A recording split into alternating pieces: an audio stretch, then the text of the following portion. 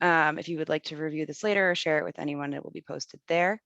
And we ask that you please keep muted and hold your questions until the end. And we'll just run through about 10 minutes of slides here, and then we'll take whatever questions you have.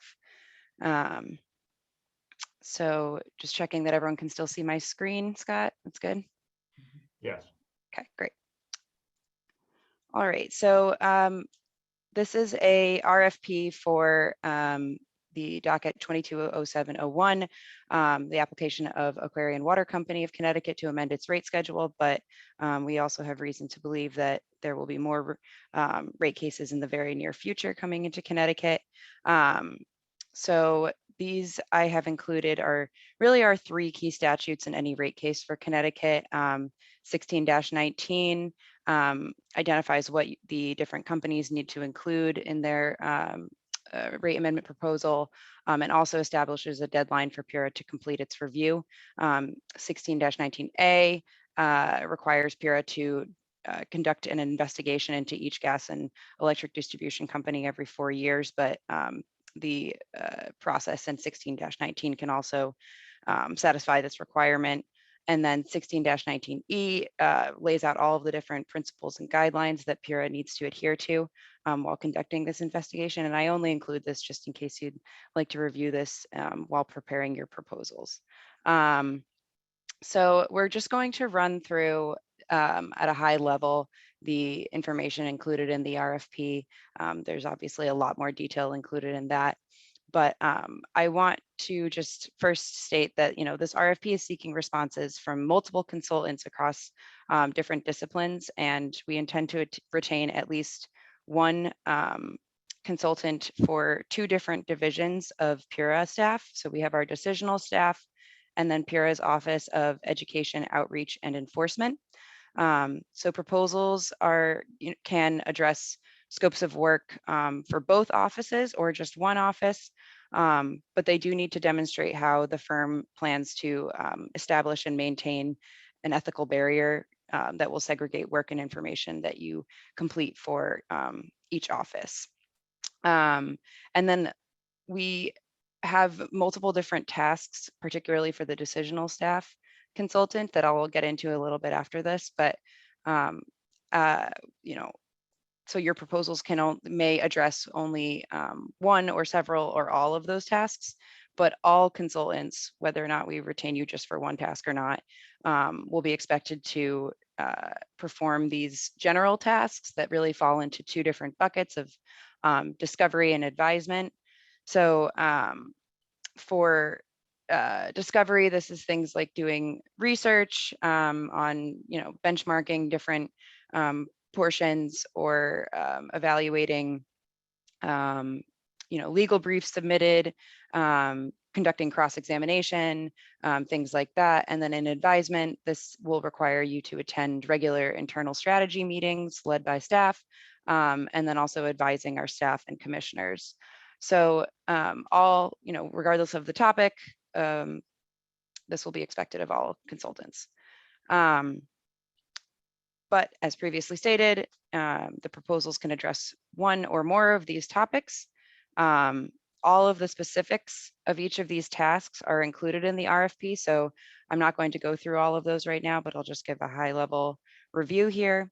So task 1 is relatively straightforward. We're looking for assistance with examining tax issues such as computation of gross earnings tax, review income tax expenses, federal income tax calculations, etc. Task 2 focuses on depreciation and plant and service topics. So specific things included here are reviewing and providing detailed analyses of the company's depreciation study and related testimony to determine the reasonableness of average service life, and reviewing plant additions, plant balances, retirements, and corresponding salvage and cost of removal. Task 3 is which is rate design and revenue allocation, asks the consultant to help examine different issues related to rate designs, such as low income discount rates, economic development rates, a class cost of service study, bill impacts, and customer statistic forecasts. Task 4 reviews the cost allocation issues across departments within a company, between a company's affiliates and subsidiaries, both in-state and out of state, with the parent company and with transmission affiliates, and will require skills such as verifying adequacy of internal reporting for things like expenses and employee time. And then task 5 will focus on IT, cybersecurity, and billing systems. And this really is mostly reviewing expenses related to these things, as well as the sufficiency of their frameworks and procedures. Okay, so for the EOE consultant, these tasks are similarly broken down into a research and advisement and representation structure. The majority of EOE's consultants' work will be focused on analysis, research, and benchmarking of, the company's customer care, their social responsibility, their service to vulnerable customers, and include things like doing best-in-class practice benchmarking and research. And we've denoted here that there are some services that are required by the RFP, and others that the EOE staff may request during your retention.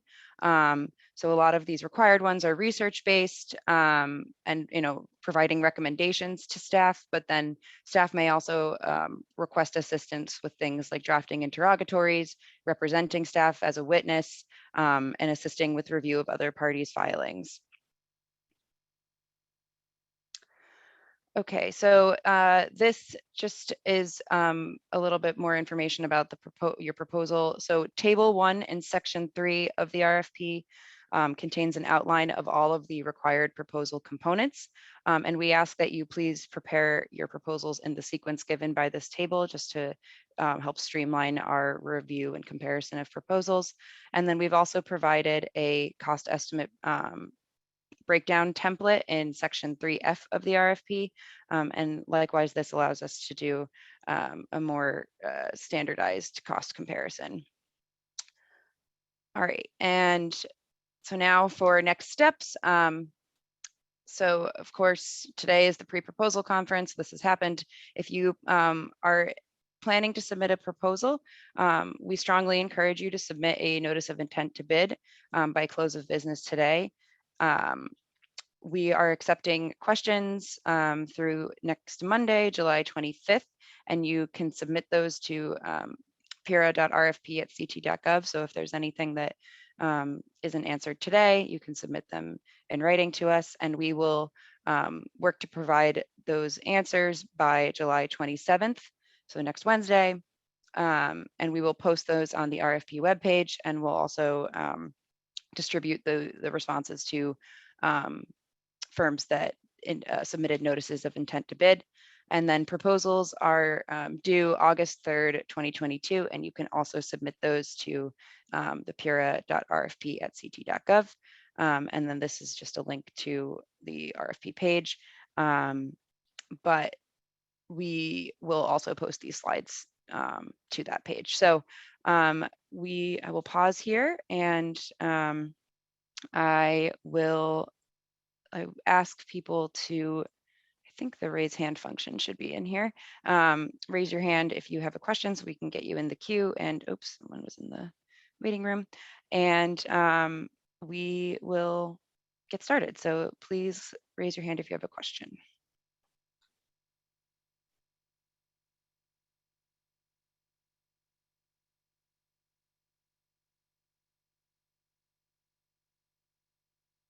Julia, I do want to just chime in quickly. I'm not quite sure if everyone here fully appreciates or understands the distinction maybe between our EOE group and our decisional staff.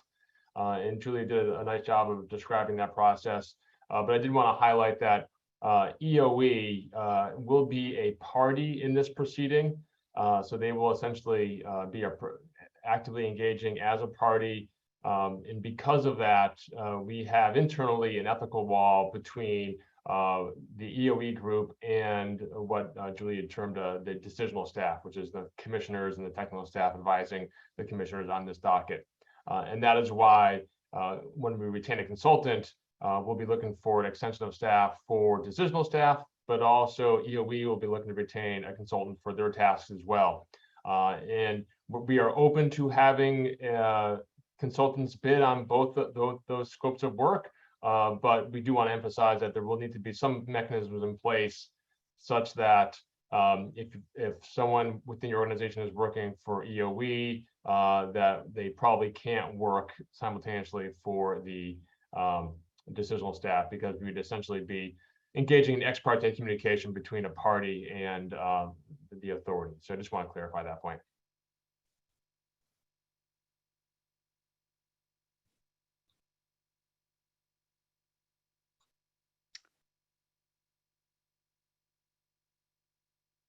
Okay, I'm not seeing any hands, although I Good suppose if you'd like to. morning. Oh, perfect. Good morning. I apologize. I don't see the raise hand function. Okay, sorry everyone. Thank you for. Oh, letting me know nope. that. There it is. Oh, okay. Sorry. Good morning. It's Ron Nelson with Stratagen Consulting. I saw that your statutes require you to look at performance incentives and penalties.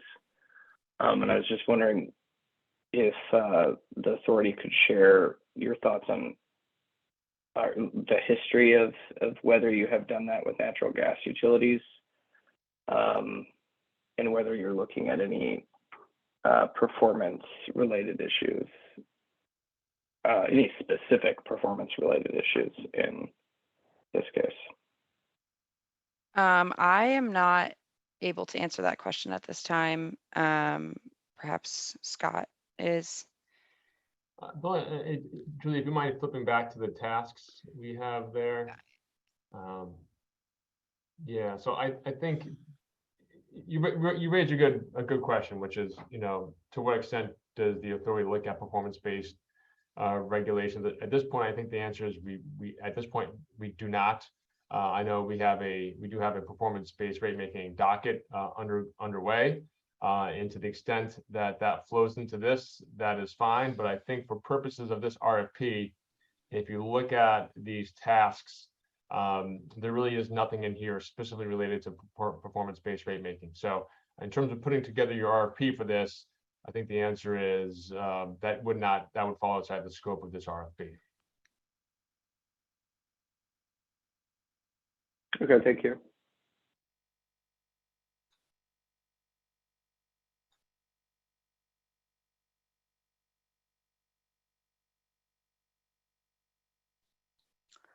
All right.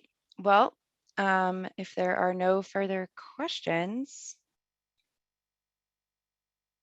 I will say thank you all for joining, and we hope to receive your notices of intent to bid this afternoon, and that you all have a lovely weekend.